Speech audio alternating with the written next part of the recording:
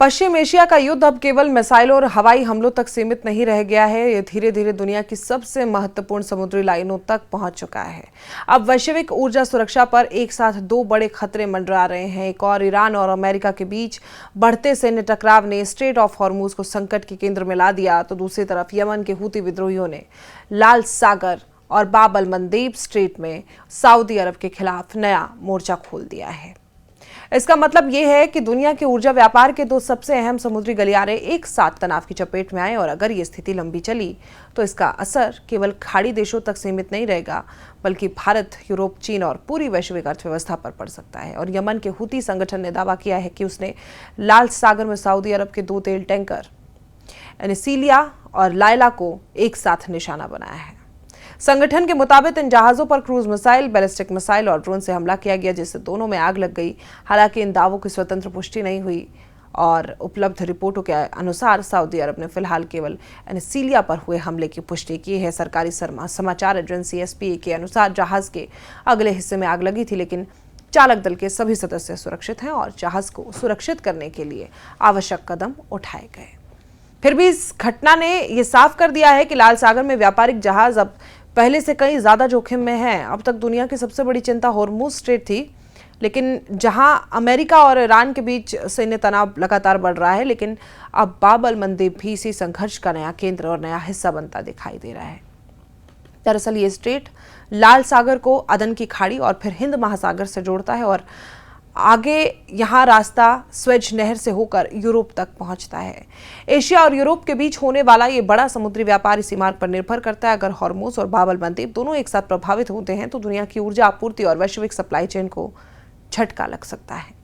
दुनिया की ऊर्जा व्यवस्था को समझने के लिए इन दोनों समुद्री मार्गों की भूमिका जानना बेहद जरूरी है। हॉर्मुज स्ट्रेट फारस की खाड़ी से निकलने वाले कच्चे तेल और गैस का मुख्य निकास द्वार है। सऊदी अरब, इराक, कुवैत, कतर, संयुक्त अरब अमीरात और ईरान का बड़ा हिस्सा इसी रास्ते से दुनिया तक पहुंचता है, और दूसरी तरफ बाब अल मंदेब उस तेल और व्यापारिक सामान को लाल सागर के रास्ते स्वेज नहर और यूरोप तक पहुंचाता है। यानी अगर पहला रास्ता तेल निकालने का दरवाजा है तो दूसरा उसे वैश्विक बाजार तक पहुंचाने का गलियारा है।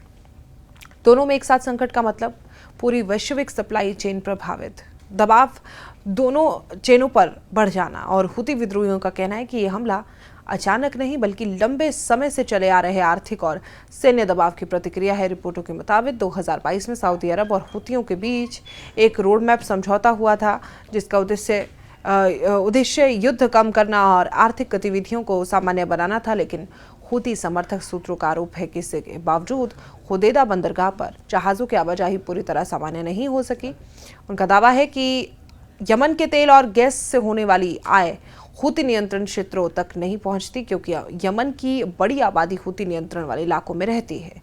इसलिए संगठन पर जवाबी कार्रवाई का दबाव लगातार बढ़ता गया और अब उसने समुद्री मोर्चा खोल दिया। इस पूरे घटनाक्रम का सबसे बड़ा असर अंतर्राष्ट्रीय शिपिंग उद्योग पर पड़ सकता है। जैसे ही किसी समुद्री मार्ग पर मिसाइल या ड्रोन हमलों का खतरा बढ़ता है, जहाज़ों की बीमा लागत बढ़ जाती है। कई कंपनियां अपने जहाज़ों का रास्ता बदल लेती हैं, जिससे यात्रा लंबी और महंगी हो जाती है। अगर जहाज़ों को अफ्रीका के दक्षिणी छोर के केप ऑफ गुड होप से होकर जाना पड़े तो यात्रा में कई अतिरिक्त दिन लग सकते हैं। इसका असर केवल तेल तक सीमित नहीं रहेगा, बल्कि इलेक्ट्रॉनिक्स, खाद्य पदार्थ, मशीनरी, ऑटोमोबाइल और अन्य आयात निर्यात पर भी पड़ेगा। भारत के लिए स्थिति बेहद संवेदनशील है। भारत अपनी ऊर्जा जरूरतों का बड़ा हिस्सा खाड़ी देशों से आयात करता है, और अगर हॉर्मुज में तनाव बढ़ता है तो तेल की उपलब्धता और कीमत दोनों प्रभावित हो सकती हैं।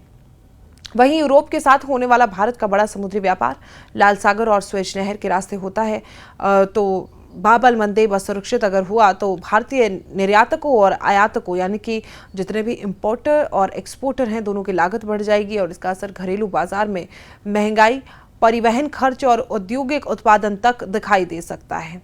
इस संकट का एक महत्वपूर्ण राजनीतिक पहलू पाकिस्तान से भी जुड़ा है। पाकिस्तान हाल ही के सालों में सऊदी अरब और ईरान दोनों के साथ अपने रिश्ते बनाए रखने की कोशिश कर रहा है। एक और सऊदी अरब उसका महत्वपूर्ण आर्थिक और राजनीतिक साझेदार है, तो दूसरी तरफ ईरान उसका पड़ोसी है और दोनों देशों की साझा सीमा भी है। और अगर सऊदी अरब और ईरान समर्थित हूती विद्रोहियों के बीच संघर्ष और तेज हुआ तो इस्लामाबाद पर किसी न किसी पक्ष का समर्थन करने का दबाव बढ़ जाएगा और यही वजह है कि पाकिस्तान के लिए केवल क्षेत्रीय संघर्ष नहीं बल्कि एक कठिन कूटनीतिक चुनौती भी बनता जा रहा है। अमेरिका भी इस पूरे घटनाक्रम पर करीब से नजर बनाए हुए है।